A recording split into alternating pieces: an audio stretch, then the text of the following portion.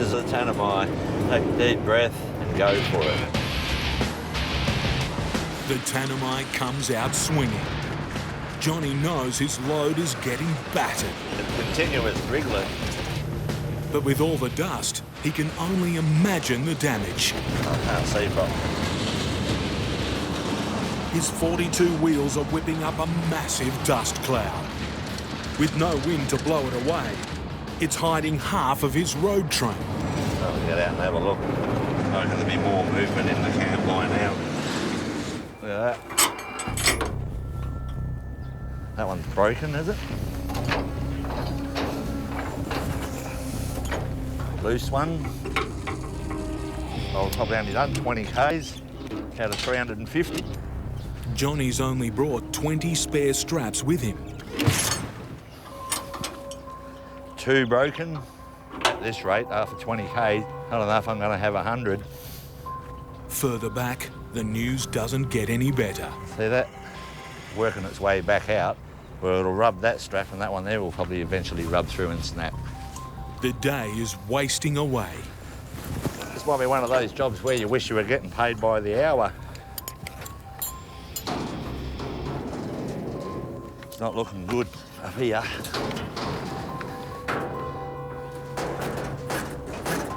It's going to be a problem. With over 300 kilometres still to run, Johnny's delivery deadline of midday tomorrow is looking shaky.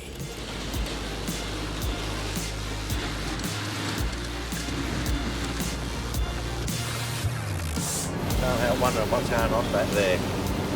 I reckon there'll be more movement in the camp by now. I've done another 20 Ks. Done 1/20th of the trip.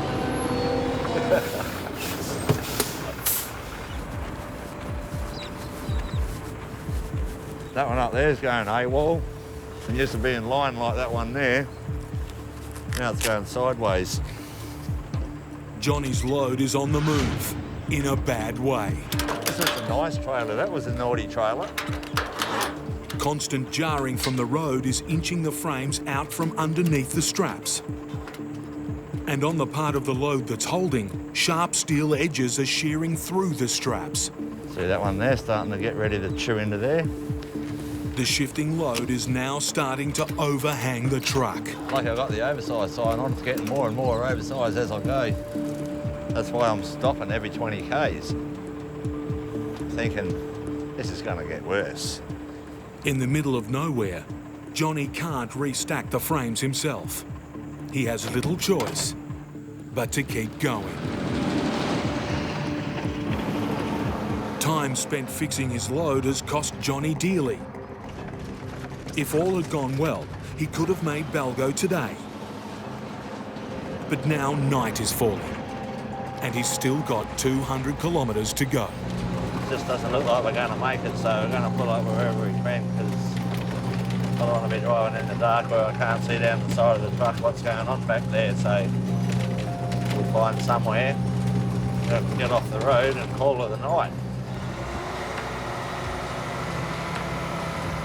As he builds up speed, the corrugations start to bite. My main worry is that load staying on that truck. And now another hazard looms. Cattle grids. Oh, I hate grids. It might look smooth on this side, but 9 times out of 10 there's a big drop off on the other side. Hitting it the wrong way could send Johnny's precarious truckload over the edge. Just got to walk every axle over the top of it. We end up breaking stuff. Oh, we'll get out and have a look at what's going on back there. Thought one of my gloves was missing. I was going to have to get around looking like Michael Jackson. Flash. He's only made it 20 kilometres down the road. At this rate, Johnny will run out of straps before he makes it to his drop-off point. Oh, looking up there, there's a sharp edge. To keep his house frames on the truck, he needs 15 straps on each trailer. That's 300 metres of polyester. And end up looking like a float on the gay Mardi Gras by the time I'm finished.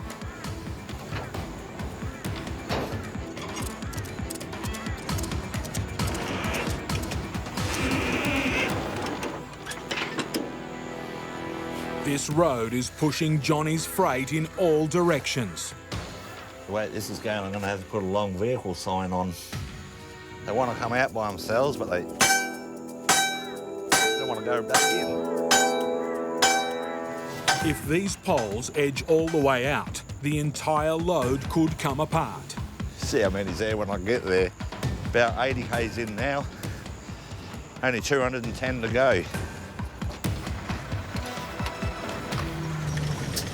I'll try and get up and running on top of these corrugations.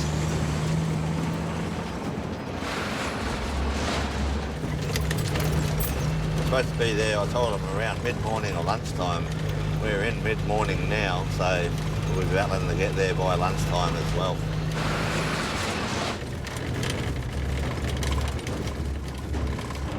Eventually, the jarring corrugations give way to something softer, but equally dangerous. Sand holes. That's a deceiving hill, that. It's a slight grade that goes up and up, and there's been that much wheel spin there previous that it's just stirred it all up and made it like the beach. The beach is no place for a 30-ton truck, and Johnny's doing his best to avoid the patches of soft sand.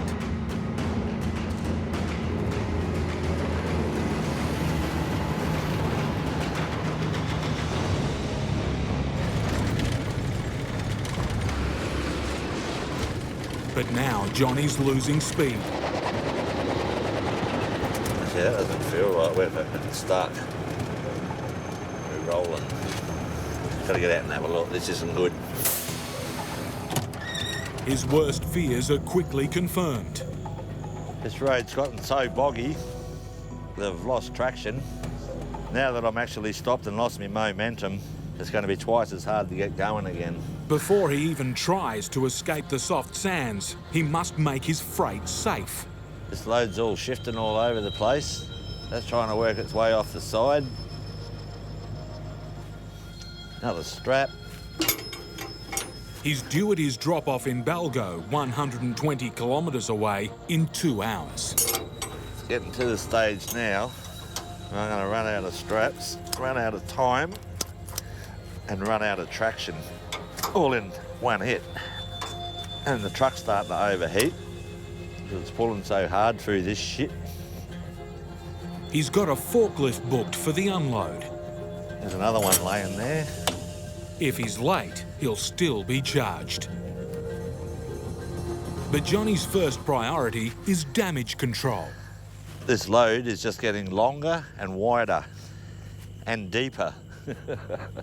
These keep working their way out so far that the ones on top of them will drop down and these will never go back in.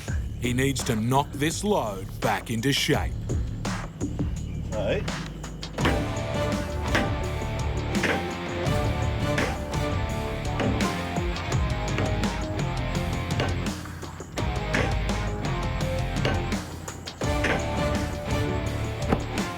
With the load secure, he can finally try and free his truck. I'll have to set the diff lock in, choose bogged gear, and hopefully we'll get going. The diff lock will distribute power evenly across all the wheels, hopefully providing the traction he needs. This old wheel's cooled back a bit now, that little rest. Look at this diff lock. I'm just hoping that they're going to be able to get enough momentum to get over this grade.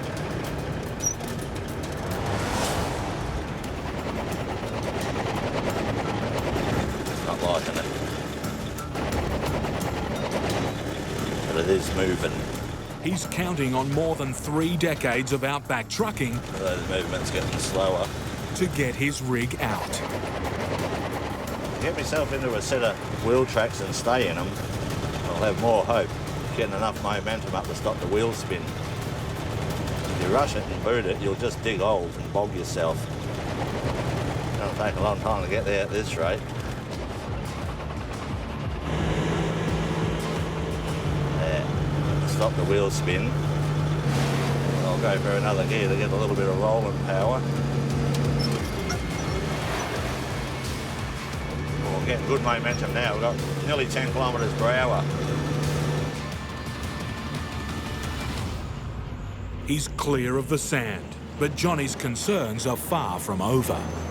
I've got to have a piece of paper sign that says that the load arrived, and there's a little bit that says in good condition. After 300 k's of brutalising road, Johnny's worried his load may be showing some scars. Could be worse, could be on fire.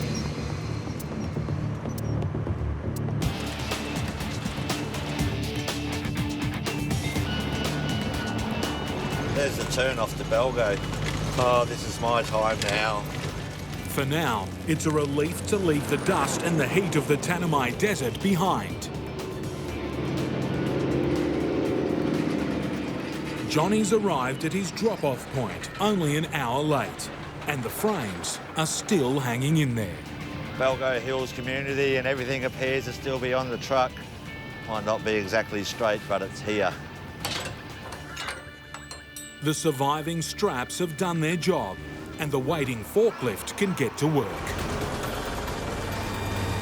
These building materials survived the Tanami unscathed. Johnny's straps did their job until the end. I think it is the last strap. Making sure nothing fell off the back. Until now. Standing there. Like it was solid steel. The last few frames off and job done. That's like getting a cheque signed. My mind's on millions of things right now, trying to get ready for the trip. In Perth, trucking veteran Steve Graham's rushing to put a road train together. It's not like you're driving one truck, you're driving three. Because there's three pieces to it, so there's things to do constantly.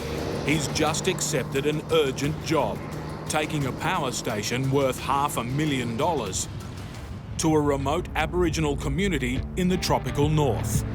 The whole community is sweating on how I go delivering this thing. I'm going to take this trailer away first and go to Belgo. That's my plan. But I best check the weather first, because with my luck, I'll head off to Belgo and find out it's raining before I even get out the gate. Monday, 80%, Tuesday, 90%, Wednesday, 70%. When I see a forecast that says 80% rain for the next 3 days, I feel sick. 1,450 kilometres of harsh outback still stands in the way. Just on the horizon, I can see red dust building. It's almost like there's weather coming in. This part of Australia is notorious for its extreme climate. I'm in the proper Pilbara hot now, it's hot. It's about 45 degrees out there maybe. Everything in this truck is running hot. My gearbox is running on 130 degrees Celsius today. The punishing heat is pushing Steve's 20-year-old truck to the limit. If I hurry too much, I will do wheel bearings and tyres, then I'll lose the time changing them. So I just drop the speed back when it's very hot. After a brutal stretch, Steve wants to check his gear. Right away, it's not looking good. I've seen this on the ground. That's a seal out of a hubcap. And now I've got a major bloody drama. This is a major drama. This is not good. Maybe got a bearing starting to pack up. A failed wheel bearing could spell serious trouble. This can develop into a dangerous situation. If you don't get this at this point, and it is a bearing that's collapsing, it collapses, runs red hot, catches fire, you burn your trailer and all this stuff to the ground, and or the wheel falls off, can fall off, and go wandering out into the bush. And I'm going to get a jack under that and see what the hell's going on there. What frustrates me is the clock's really ticking now, but I've got no choice but fix this, and it's where I get really annoyed. If Steve's bearings are shot, the wheel will be loose. There's no play in that. For the first time on this run, Steve has caught a break. The wheel bearing is intact.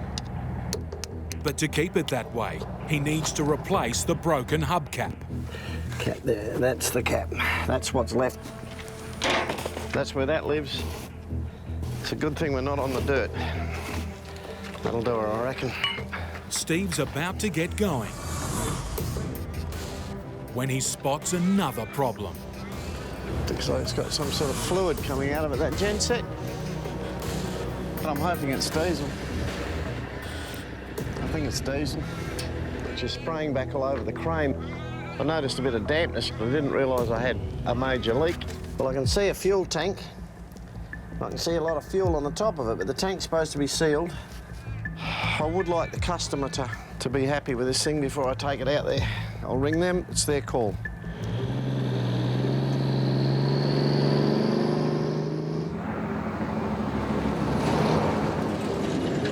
I want my client to meet me up here at the roadhouse and assess their equipment at this point in time. I want them to be happy in their mind to send me out there with these units. There's no sense in turning up with it with a genset that doesn't work. That's not the plan.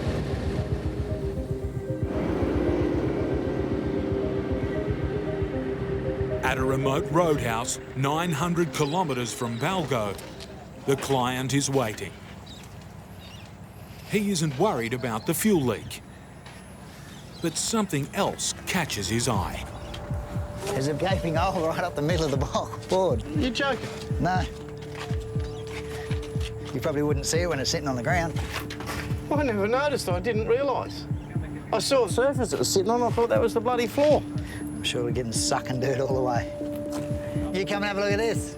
I don't know if I want to have a look. Steve has driven over 2,000 kilometres with a missing floor. See, you never would have picked it that there was no floor when I loaded the thing. I mean, I'm walking around on it thinking, oh, that's good, that's smart, you know. Like... The switchboard is undamaged, but it won't stay that way if it remains open to the elements. All the dust off the road train's just going to billow up in here and just fill this whole thing up with dust. Bugger all these switches. You wouldn't think they'd let a board go like this if we get that sort of... The switch room needs a floor if it's to survive the Tanami. What's the best way here? Plastic, you reckon? A couple of sheets of timber would do it. This is a few hours, isn't it? Oh, shit, yeah. It's time Steve doesn't have. This has cost us today. I can't take this unit out there with a great open floor space. That switchboard won't be worth sixpence when it gets out there. The repairs mean a detour to the client's yard, a 60-kilometre round trip, and an anxious wait, watching the clock and the sky. Well, that's a drastic change of plan. Instead of heading east towards the Tanami, I'm now heading west into Broome. If I miss getting on that road by one day, that's the massive, massive consequences. We'll just sneak in through this mob's yard, going in the back way. How long do you reckon this repair will take? 5 o'clock tonight. With hundreds of kilometres of punishing dirt to plough through, the patch job on the floor has to be done properly. But as time marches on, Steve's window is closing. That's the stuff I'm worried about, and I can hear it crashing and banging. And when I leave here, that's where I'm going. Straight back out there into that. The finishing touches are made. I reckon that's bloody good. Finally, Steve's all set. A last look at the weather map, and it's looking bleak. There's a big storm there. I just hope it doesn't go across the Tanami. Out on the open road, the ground is already saturated. There's a lot of water on the side of the road through here. If that's happened on the Tanami, it'll shut it. Without a doubt. Simple as that. And ahead, the signs are even more threatening. It does make me a little bit nervous looking out the window and seeing those clouds now. He's travelled nearly 3,000 kilometres to get here. Now, Steve's fate lies in the hands of the weather gods. I think that's rain over the Tanami where I've got to go. That's it now. That's serious. Some of that rain's serious. I've got to get to the turn-off before that storm, or it's all over. There's the turn-off there. Now, what does that sign say?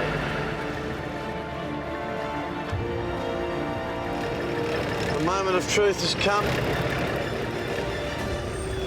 and it is good. It's open to all traffic. Steve's gamble has paid off. Come on, Tex. But he's not in the clear just yet. That's thunder I'm hearing. It's all right, Teeny. Teeny worries about the thunder.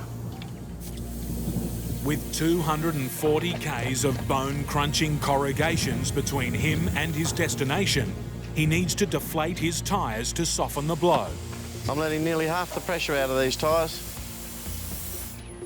The fate of Steve's freight weighs heavily on his mind. This concrete's been moving a bit all the way. I don't think it can move any more, but I've got an eye on it.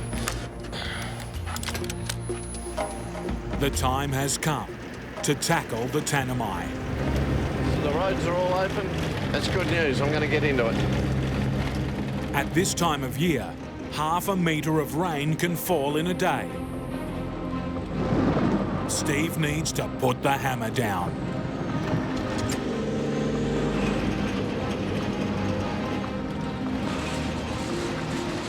But only a few k's down the road, Steve's luck could be running out. It's been a big gamble the whole trip. If it rains too much down here, I'll stop till it dries out. It might take weeks. It's taken me weeks before. And it's not only ahead that he needs to worry about. I'm about 5 kilometres into this road and it looks like I've got a drama back there with that concrete. This could be a nightmare. With the wet season imminent, there are no other truckers out here. Steve's alone.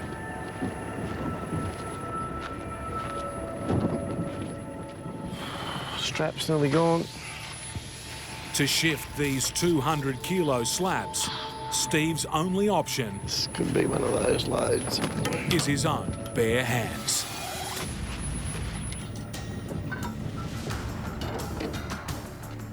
With the temperature in the 40s and humidity at over 90%, it's sapping every last drop of Steve's energy and patience. Fuck's sake. It's the business. No good sucking about it. Just deal with it. With the road set to get even rougher, the concrete needs to be rock solid. And now, he's racing fading light.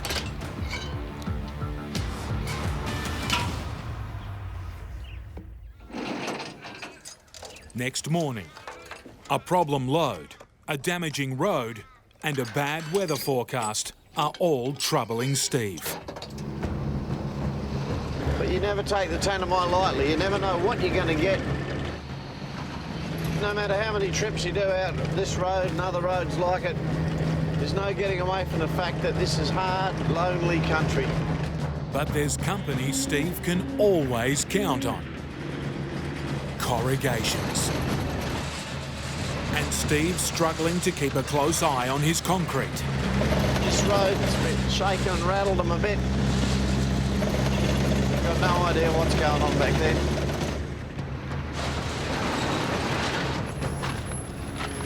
And that's still nice and tight. That's good to see. The slabs are holding fast. But now Steve spotted something else. Shit. That's a problem. The diesel generator has sprung a leak. Whatever Johnny thought he plugged up in there yesterday, I don't think it's plugged up today. Damaged goods damages Steve's reputation. That is a mess.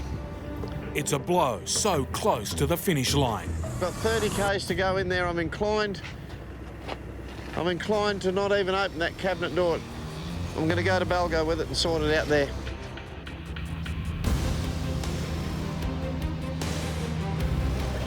But now, Steve's hit the worst section of the entire trip. Corrugations are the one thing that sends every truck driver spare. Threatening to make the spill even worse. All I can do is walk this load in.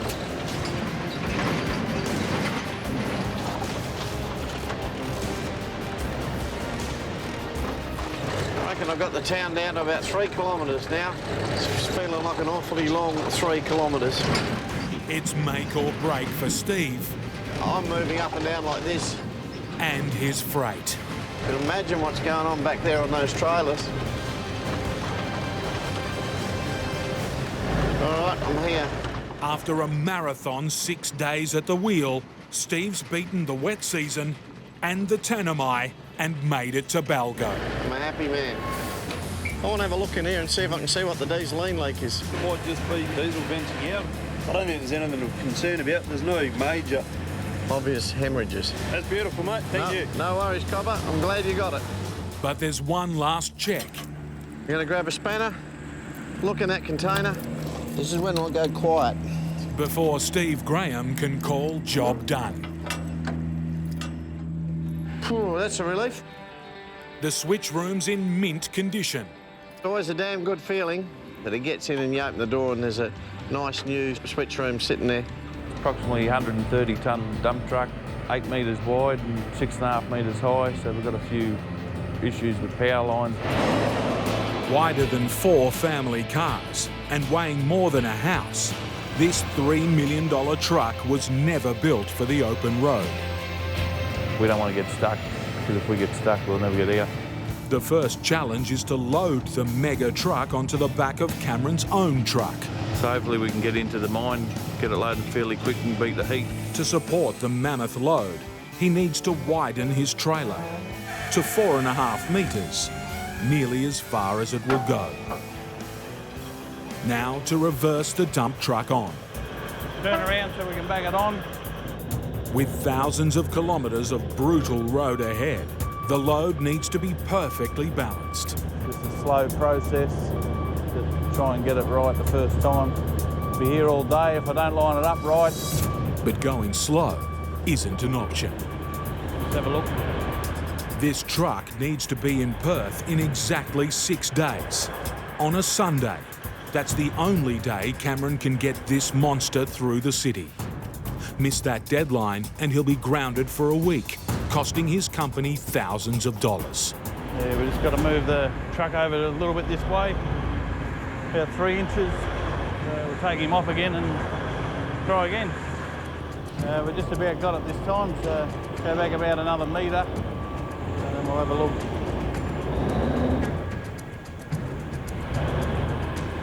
All right, that will do. All in all, a good result, I think. With a series of steep hills on the route ahead, securing the load well is essential. All that's left is to remove the 2 massive steer tyres. At 21 tonnes, each tyre weighs more than 2 elephants. Cameron's finally loaded. You right to go, Liz? Yeah, mate, yeah. Helping him on the long haul west, Les Russell in the push truck. At the moment, we're probably 60% of maximum power. As you can appreciate, in the hills, it'll work a bit harder.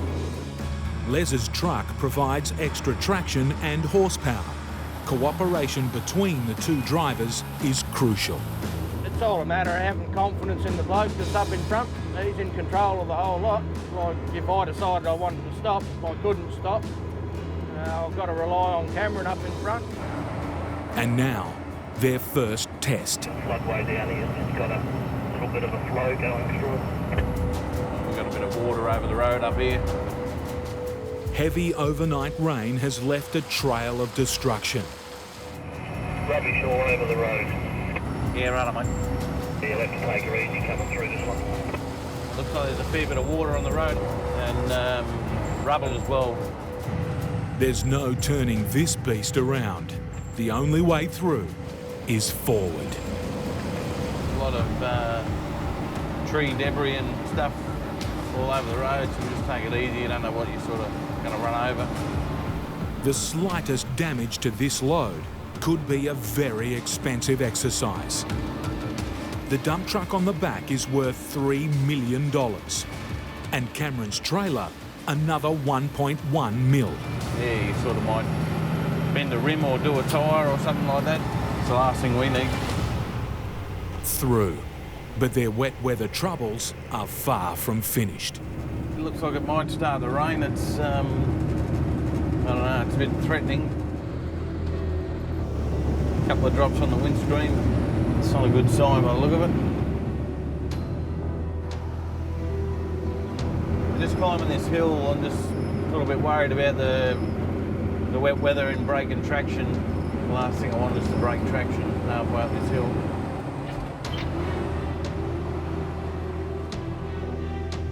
If Cameron's wheels start spinning, he'll quickly grind to a halt. With the amount of weight behind him, getting moving again would be nearly impossible. I don't think we'd take off in the wet. We'd have to roll back down and transfer some weight further forward and try again.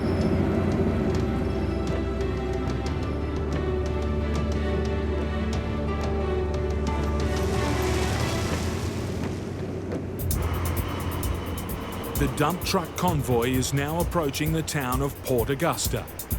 At 8 metres wide and over 6 metres high, driving through town isn't an option. Make our way up to the dirt. Hopefully the dirt's all dried out. A 30-kilometre dirt road bypass is their only way forward. Yeah, if we got bogged, it'd be a bit of a nightmare, really. You know, if it took a couple of days to dry out, you'd have to sit that out and wait, and then try and pull yourself out with a grader. But now, another hill. It may not be wet, but getting traction on this climb could still be a problem. It does look like it's got loose gravel all over it, mate. Starting to wheel spin already. Can you give us any more, mate?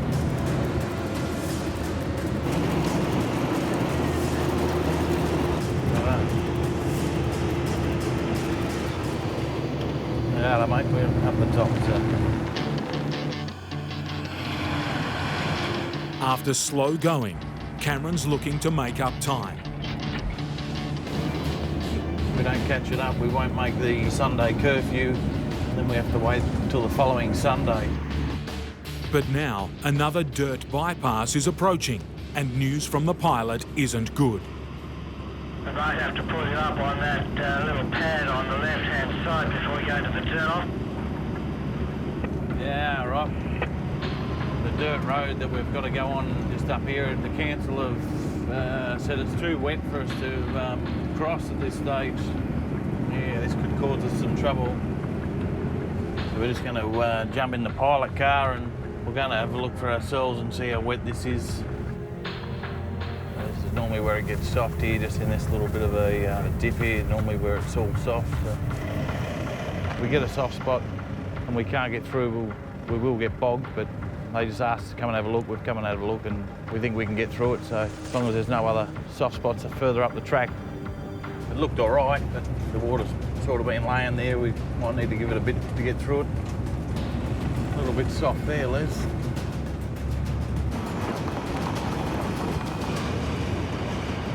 Back on the safety of the bitumen, but now an approaching state border.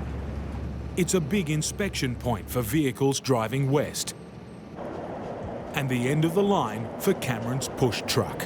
It's only through South Australia that we need the second truck hooked on. I'm sort of on my own then. The fate of this journey now rests squarely on Cameron. I'm just going to disconnect Les and Les can be on his way back home. His first test, passing this inspection. Got to give them a bit of paper saying that I've got no fruit and veg and no dirt and all that's on the machine. They'll have a quick look and they should be all happy. There you go. Good, thanks. Anything in your cab today? No, Any watches, no, money, no. apple box, banana box, No, no plants, nothing. no pots, No. Alex? All clear in the food department. But after the dirt bypasses, the is carrying a thick coat of dust. It's Lee Creek Coal Mine. Coal mine. Yep. Just going to have a look at it and see what she reckons. It's a nervous wait. We're all good to go. She's happy with that. We're on our way. If we don't get in by Sunday, it means we have to wait a full week until the following Sunday to go back in. But with a load 1 metre wider than the entire road, he can't push too hard. We're just coming up to Majura Pass, which is a climb up out of the basin.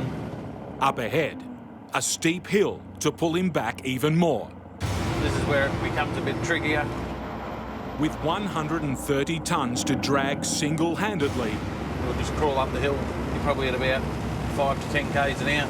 It's a long, slow climb. We're good to the top of the path. Lose traction or miss a gear, So we're in second gear there, about 10 k's an hour. and it would be near impossible to get moving again. If something went wrong, it'd be a disaster, I think.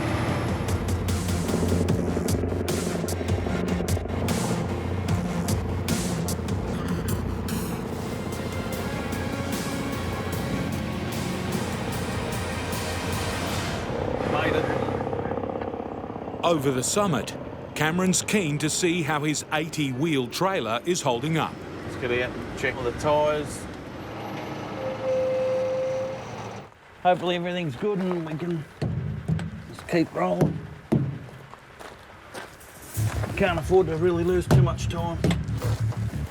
That's not a good sound. Low on pressure, so we better change that so we can keep going. Bit of luck we don't lose too much daylight. It might mean we can't make the parking bay we need to make. Cameron's not allowed to travel at night. His overnight rest stops have all been planned ahead. Fall short of his next one, and finding a parking spot for this massive load could be an impossible task. Better get into it.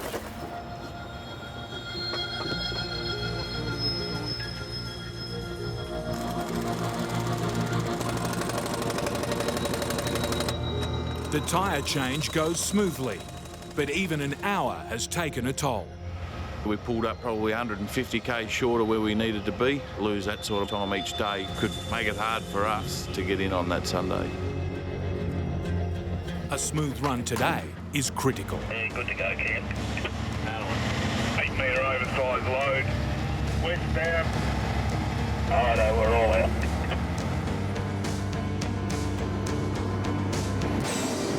Start of the dirt road to see what we're in for.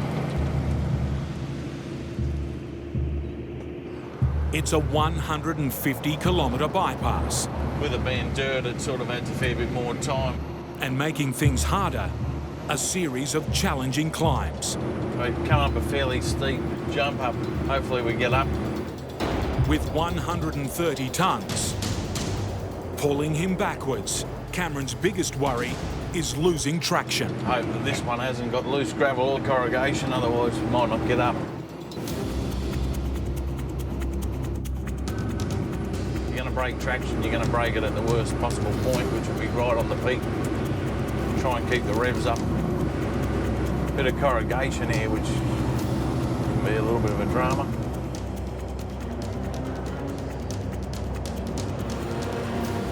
Probably only halfway up. Starting to slip. Fingers crossed we make it. Uh-oh. He's losing speed. It's not looking good. No. And now he's losing grip. We will spin it.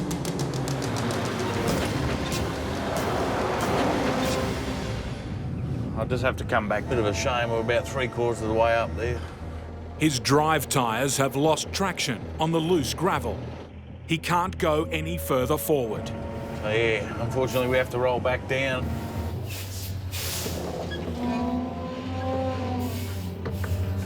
The plan is to get another run up. But reversing an 8-metre wide load over hundreds of metres is a tricky manoeuvre. I can't sort of see, so I'm relying on someone else. Try and keep us in the middle of the road there, mate.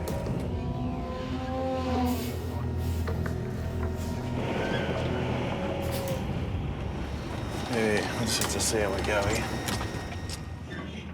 To stand a chance this time, Cameron needs to move the load forward. So I'll just lower this suspension down.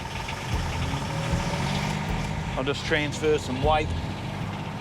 More weight over his truck's drive tyres should mean more traction.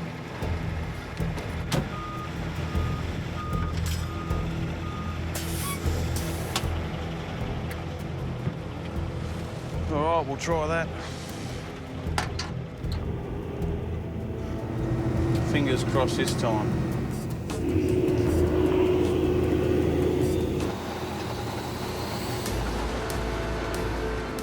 Probably about 30 metres off where I got stuck, so this is a crucial part.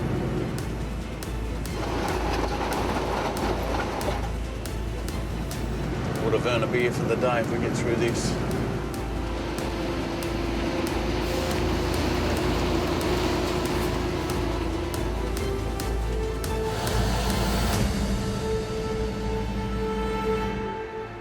Cameron is now moving away from the outback and into farmland.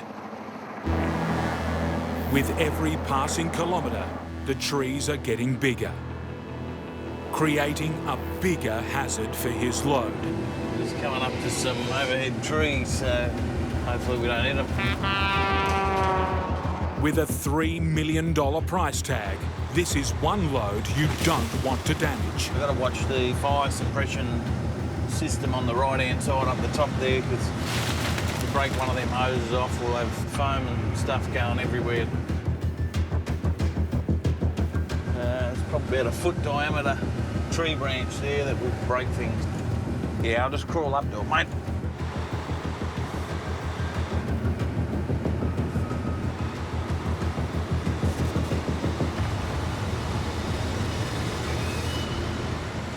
Just missed. I wouldn't have liked to have my finger in there. Cameron's deadline is now within his grasp. But as he gets closer to Perth, the temperature outside is soaring. It's 43 degrees, so the bitumen's probably 60 or something. And now, one of the steepest hills of his run.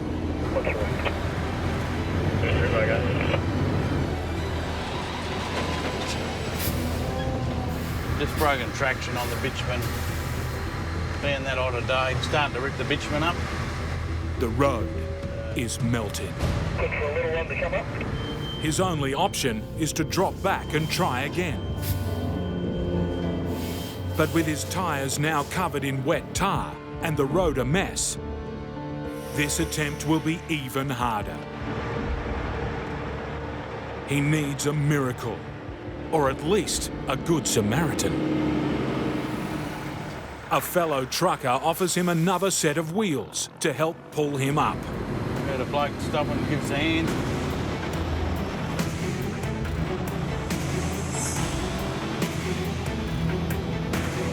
Yeah, we're nearly at the top now, mate.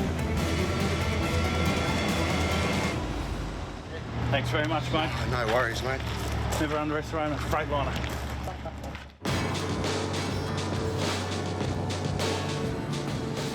With one eye on the sizzling bitumen, We'll be all right up this hill. Cameron's closing in on Perth and his deadline. Tomorrow is Sunday, the only day of the week he's allowed to enter the city. But the heat isn't done with him yet. They put that curfew on at 10:30 this morning. Yep. After weeks of sweltering temperatures, bushfires are a constant threat. Bad news there that the power blokes now have just told me that total fire ban's kicked in for this region. The fire ban prevents any activities that could set off a bushfire, including lifting power lines. We can't deliver the machine, we're only 95 k's out. With hundreds of low wires in his path, Cameron's stranded until the fire ban is lifted. It's sort of devastating for me to drag the machine from one side of the country to the other, and we can't deliver the machine. We have to wait till next Sunday to travel in Perth. We've been parked in this beautiful parking bay here since last Saturday. Most of the week's been 44. We've had temperatures up at 46 degrees. Hopefully tomorrow's not another total fire ban, otherwise we're stuck here for another week, so I don't know whether I could handle that. Next morning, good news, the ban has been lifted. This morning's looking all right weather-wise. Be good to get going. If the temperature climbs too high, the ban could be put back in place. He needs to make this delivery fast. On the road. Yeah, we was got a couple of wires down here that we've got to lift, so there we go. I'll just go over to the right. No, you clean that one. Just got to do the 6Ks now, getting under the power lines. We've got to do 10Ks now over bridges.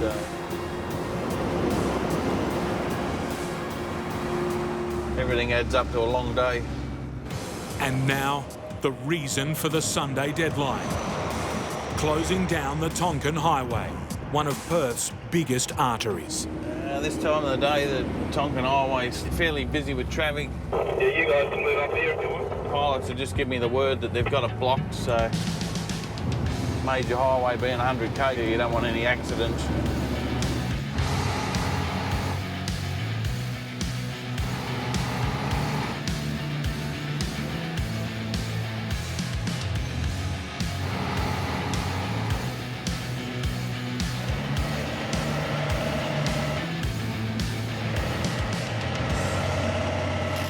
Yeah, wheels on, gas up the struts and should be able to roll her off.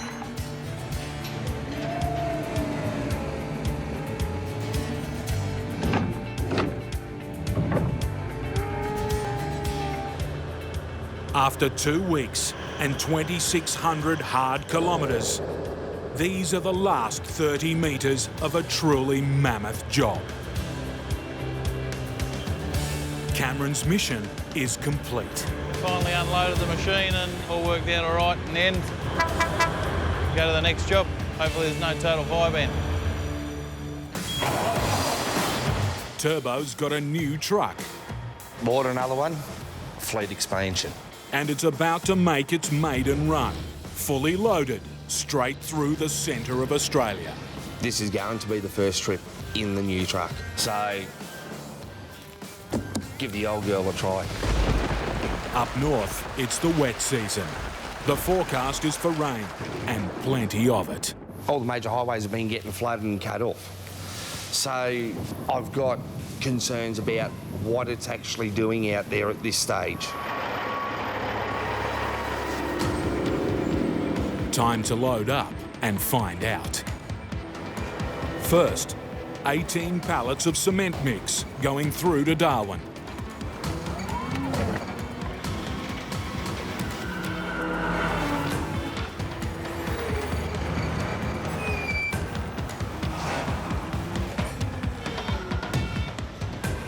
But there's a problem. There's more than expected, and Turbo's worried about the extra weight. But I'm just trying to work it out. But there's 3 invoices you added to it. All right. So what's the actual weight on these pallets? 1.5 each. That's 27 tonnes. Okay, because that puts it overweight. Turbo's trailer can only carry 23. The only thing I can think of, we grabbed them last 2 off, and we'll have to put these ones to the other trailer. Yeah, all right. Reloading the excess pallets onto another trailer will waste valuable time. The whole day is just going to be f***ed up. I can tell you that right now.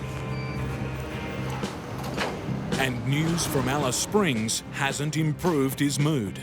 Report last night is that it is flooded up there.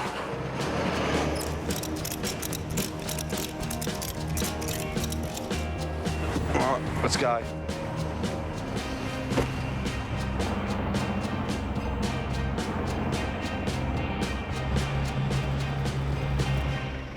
Next up, 9 pallets of electrical distribution boards.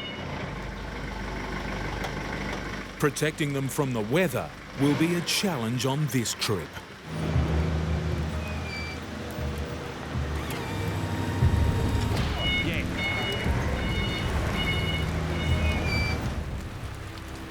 Turbo's not having much luck with his loading today. And now it's going to come down heavier. It doesn't bode well for the dirt roads ahead. Let's have a go. Yep. After all the delays, Turbo's schedule is blowing out. He rushes back to his loading yard to switch trailers for the extra pallets of cement mix.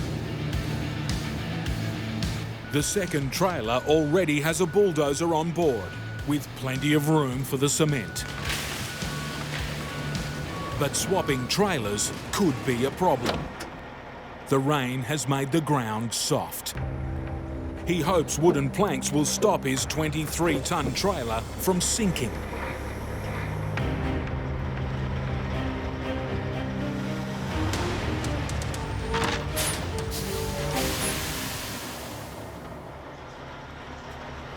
Broken the wood.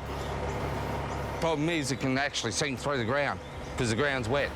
But to make his delivery deadlines, he's decided to leave it and push on. If it was going to sink, it would have sunk a long time ago. After picking up the extra cement and some fertiliser, it's dog run time. One trailer at a time through the suburbs to hook up his road train 100 kilometres out of the city.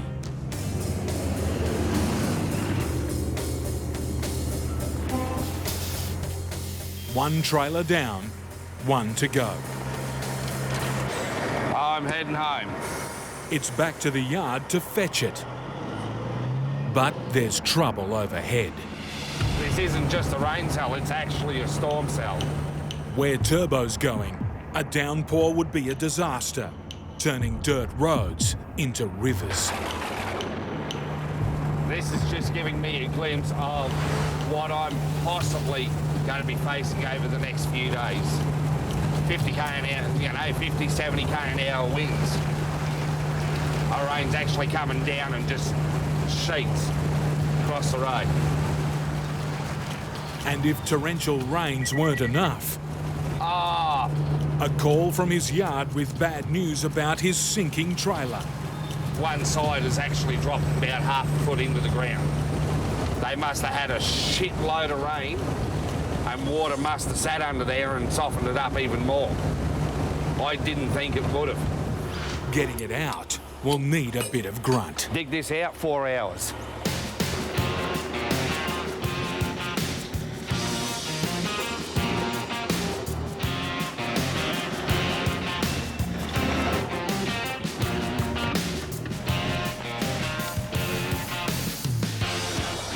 It's a tight fit. But Turbo's excavations are centimetre perfect. Hooked in.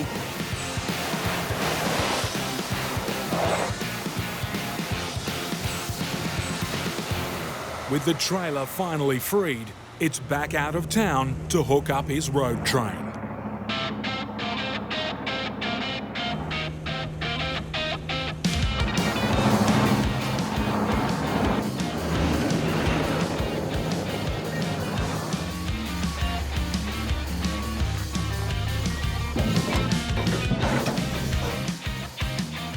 At last, with 2 trailers and 40 tonnes on the back, Turbo's new truck is ready to roll. But he doesn't get very far. Light's broken a bolt. A headlight has come loose. Keep going and it could fly clean off.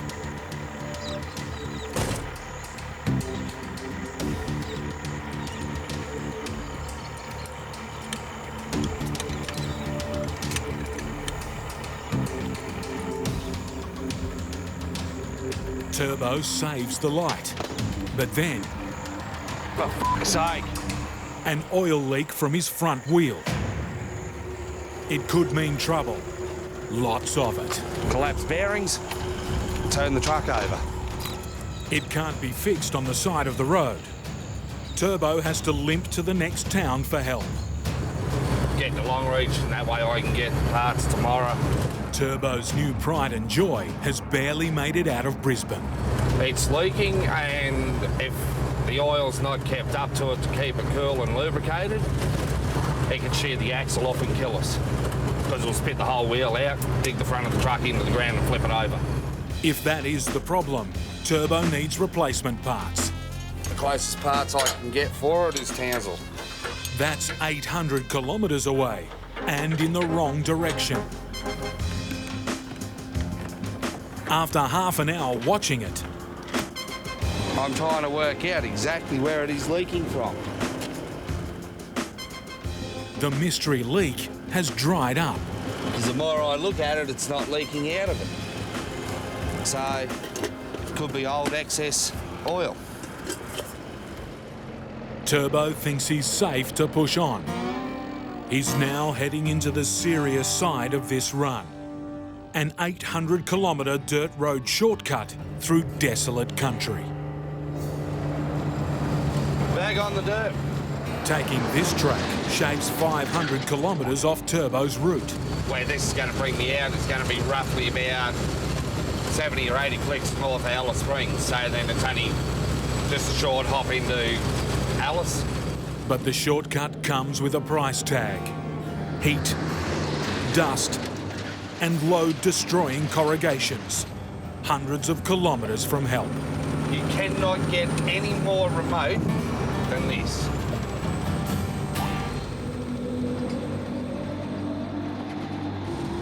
And it doesn't take long for the corrugations to take their toll.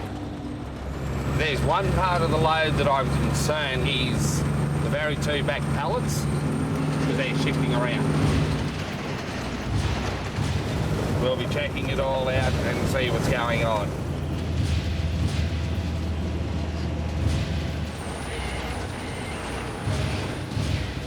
He's made it to a remote cattle station. All right, something's going on. Checking his load, his worst fears are quickly confirmed. Dozens of bags have broken loose.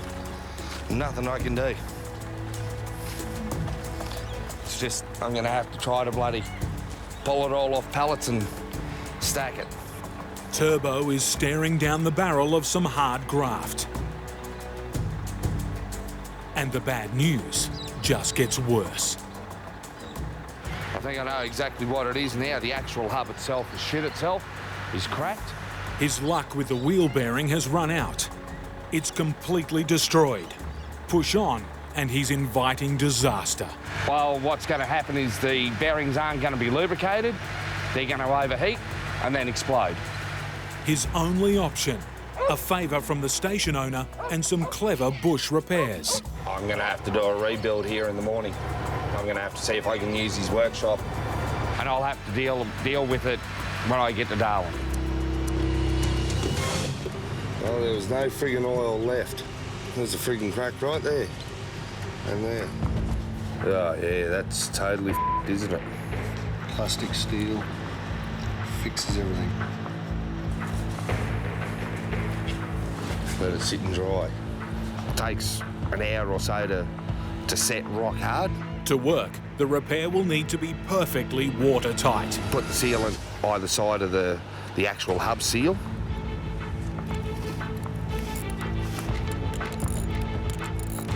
Now to replace the lost oil. It's a bush repair, but do what I can do to get myself going again. And that's it, it's done. Time to get the hell out of here.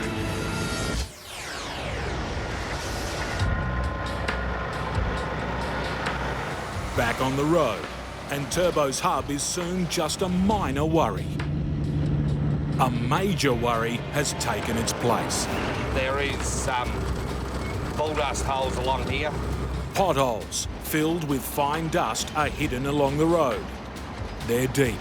Probably 12 inches thick of bull dust. And they're dangerous. Oh, just bogging right down now. Hit a big one and Turbo could roll his truck.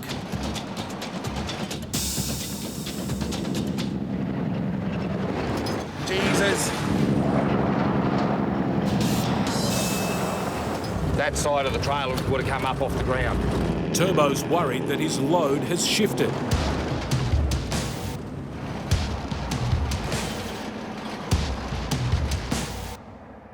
But he wasn't expecting this mess. You've got to be f***ing kidding.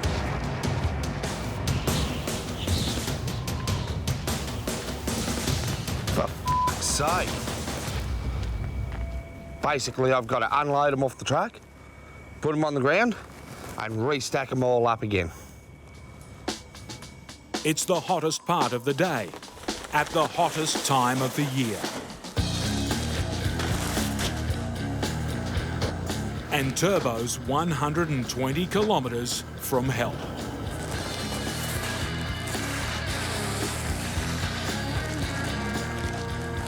Heap of shit.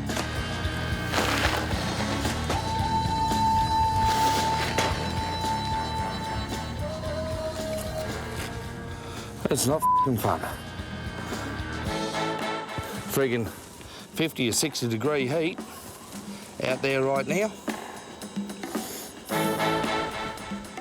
Each bag weighs 20 kilos. There's probably 100 bags of pellet. Turbo needs a new location for the 2 pallets of fertiliser. The only way I'm going to be able to have any control over them is to put them between those pallets and the blade on the bulldozer.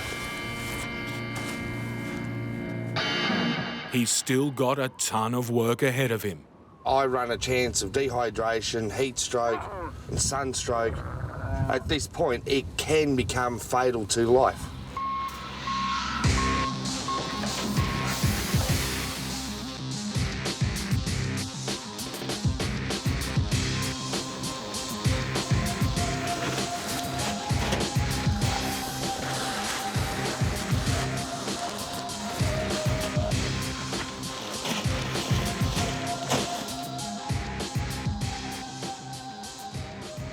After 3 hours of back-breaking work, the restack is finished, and so is Turbo.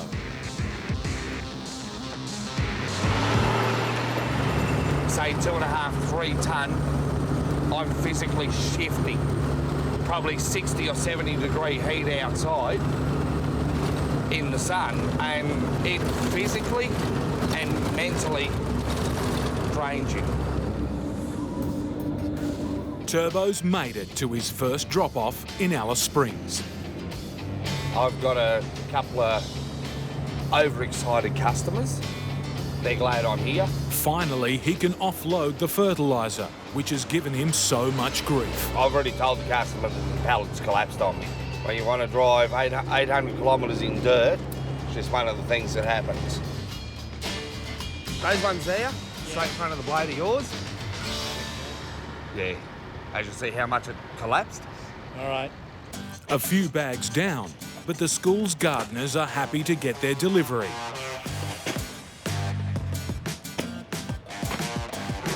And Turbo's happy to see it gone. Too easy. All right, guys. Happy trails. Yeah. Next cab off the rank, the bulldozer. But this is no ordinary offload. To get into the next drop-off point, I've had to go through and get security clearance, a level 1 security clearance. Turbo's next customer is a strategic defence facility. All I know is it is a top secret sort of place. And for reasons of national security, only Turbo can continue beyond this point. Operation complete, and Turbo hits the long road north. We're on our way out of Alice Springs now to Darwin, just a little jog up the road, 1,500 k's up the road.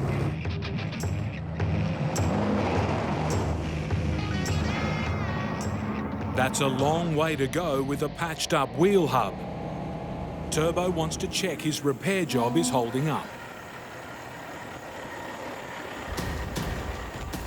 There's no leaking oil, but there's something else leaking.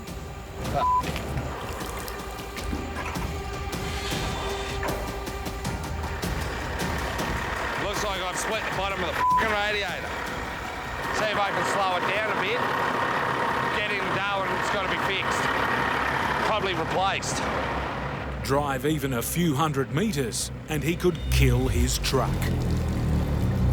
To fix this one, Turbo's on foot. Nothing like walkabout. With an unusual bush repair in mind. First on the shopping list, radiator stop leak. And some chemi-weld. Second, farm fresh eggs. Now I'll go and play and put this in and put my eggs in my radiator. Eggs in the radiator, eh? Hey. Got some bacon there if you want it.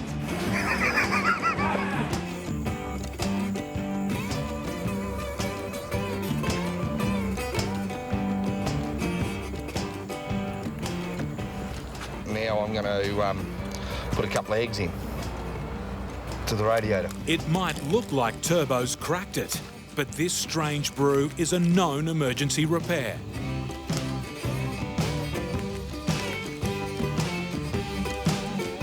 If his recipe works, the eggs should cook inside the radiator, then get sucked into the leak, plugging it. It's a bush repair to get me going.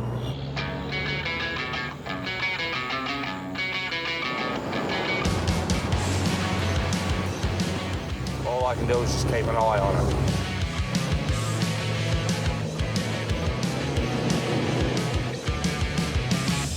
An hour later, his water pressure and temperature gauges are holding steady at safe levels.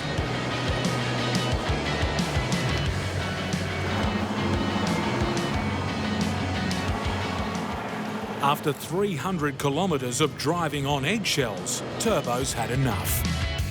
Coming into where I'm going to call home for the night, a place called Three Ways.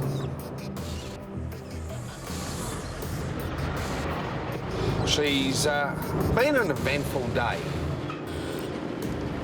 I'm going to go see me mates, have a feed with them, then I'm going to bed.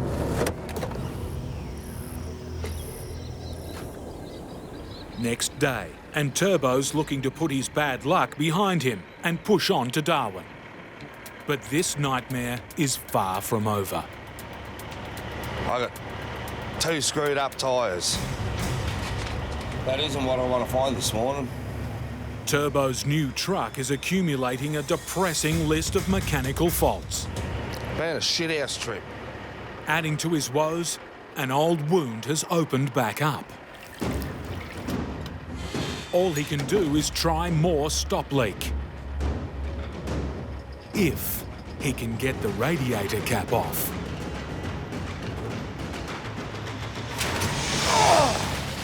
Took the cap off, erupted Mount Everest, and then the leak in the radiator stopped.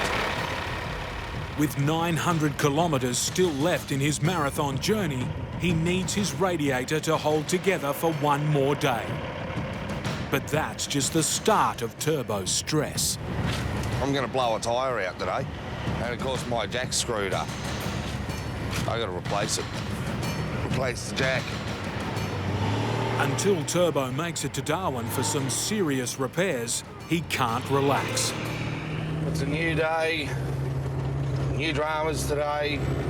Deal with them as they come.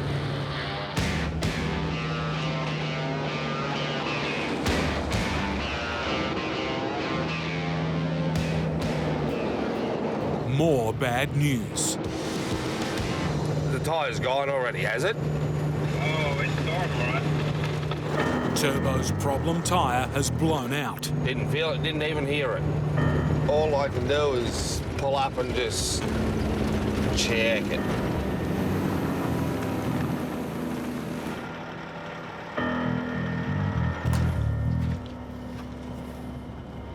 Deal with it in Darwin.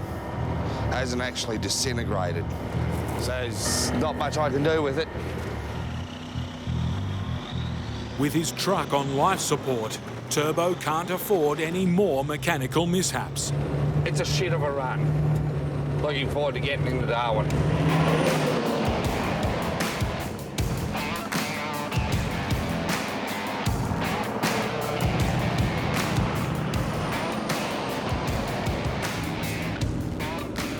His customers are expecting their freight this afternoon, but daylight's fading, and Turbo's still 100 kilometres away.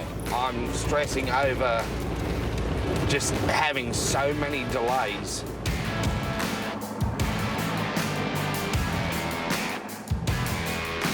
At last, Darwin.